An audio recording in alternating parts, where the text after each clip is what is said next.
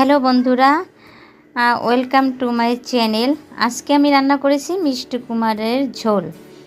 তো এর জন্য আমি বাজার থেকে মিষ্টি কুমড়া নিয়ে এসেছি। অবশ্য আমি আনতে চাইনি, এটা একটা দাদা বলছে যে দিদি নিয়ে যান, মিষ্টি কুমড়াটা খুব ভালো। তো দেখেও তো খুব ভালোই লাগতেছে। তো মিষ্টি কুমড়াটা কেটে নিলাম, দেখেন বন্ধুরা এভাবে কেটে নিয়েছি। আর এর সাথে দিয়ে দিলাম 4-5টা কাঁচামরিচ। এরপর এটা রান্না করব শুধু এটা গুঁড়া চিংড়ি দেখেন, গুঁড়া চিংড়ি দিয়েই রান্না করব, শুধু একদম মশলাবিহীন। শুধু রান্না করতে যেটা লাগে হলুদ মরিচ আর জিরা, হলুদ মরিচ লবণ আর জিরা, আর এছাড়া অন্য কিছুই ইউজ করব না। আর ফোড়নের জন্য আমি এখানে রেখে দিয়েছি তেজপাতা, শুকনো লঙ্কা আর এটা বলে রাঁধুনি বলে, আপনারা কি বলেন আমি তো জানি না, তো কমেন্ট করে বলেন। আমাদের এখানে ফোড়নের জন্য আমি রাঁধুনি রেখে দিয়েছি। আর এদিকে আমি একটা পেস্ট তৈরি করে নিয়েছি। প্রথমে দিয়ে দিচ্ছি চিনি।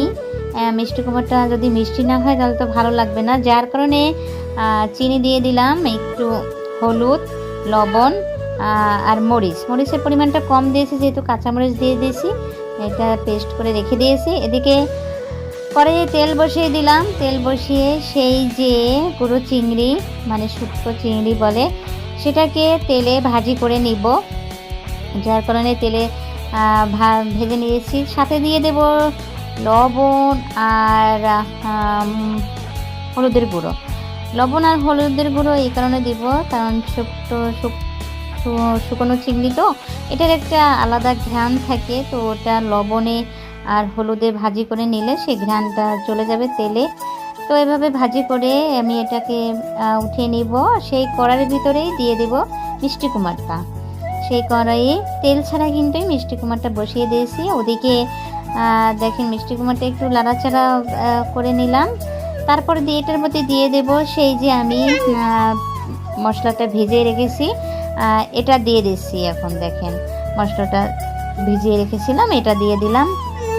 আর চুলাটা একটু জল দিয়ে ধুয়ে দিয়েছি।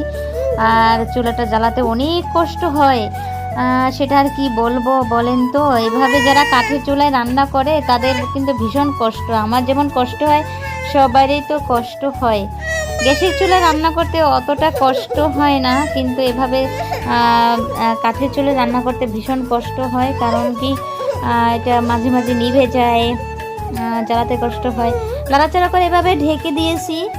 ঢাকানোর পরে আমি দেখেন ওই যে এর ফাঁকে আমি সেই চিংড়ি মাছের গুঁড়োটা সেটা পাটায় বেটে নিয়েছি, সেটা দিয়ে দিলাম। এরপরে একটু 1 মগ জল দিয়ে দেবো, বেশি জল দেবো না, 1 মগ জল দেবো। কারণ কি যে মশলাটা আমি ভিজিয়ে রেখেছি সেই জলেই কিছুটা মিষ্টি কুমড়া সিদ্ধ হয়ে গেছে। এখন এর জন্য জলটা খুব কম দেবো, মিষ্টি কুমড়ার জল কম দিয়েই রান্না করতে হয়। এভাবে ঢেকে ঢেকে রান্না করে অল্প সময় লাগবে, বেশি সময় লাগবে না রান্না করে। এখানে ফোড়নের জন্য আমি ঢেলে রেখে দিছি। এখন দেখেন আমি কড়াইয়ে আবার তেল বসিয়ে দেব। তেল বসিয়ে দিয়ে এখন এই যে এখনটা কিন্তু তেল দিয়েছি, আর ওইটা আগে সামান্য একটু তেল দিয়ে আমি চিংড়ি মাছটা ভেজে নিয়েছি। আর এইখান সামান্য একদম মশলাবিহীন মিষ্টি কুমড়াটা রান্না করতে কোনো পেঁয়াজ আদা রসুন কিছু ইউজ করবো না, টমেটো ইউজ করবো না, অন্য কোনো মশলা কিছুই ইউজ করবো না। শুধু সবাই রান্না করতে যেটা দরকার হয় সেটা এখানে দিয়ে দিচ্ছি। কিন্তু সেই ফোড়নের জন্য যে বললাম তেজপাতা শুকনো মরিচ আর দিয়ে দিচ্ছি রাঁধুনি। এখন আর মিষ্টি কুমড়াটা দিয়ে দিলাম নাড়াচাড়া করে সাথে সাথে আমি দিয়ে দেব এখন জিরের গুঁড়ো। শুধু এভাবেই খুব সহজেই মশলা ছাড়া মিষ্টি কুমড়ার রসা রান্না করে একবার খেয়ে দেখবেন বন্ধুরা। এটা রান্না করে মাছ মাংস যেটা মজা লাগে তার চেয়ে বেশি মজা লাগবে। এটা একদম মশলা ছাড়াই। দেখেন তরকারিটা কত সুন্দর হয়েছে কালারটা।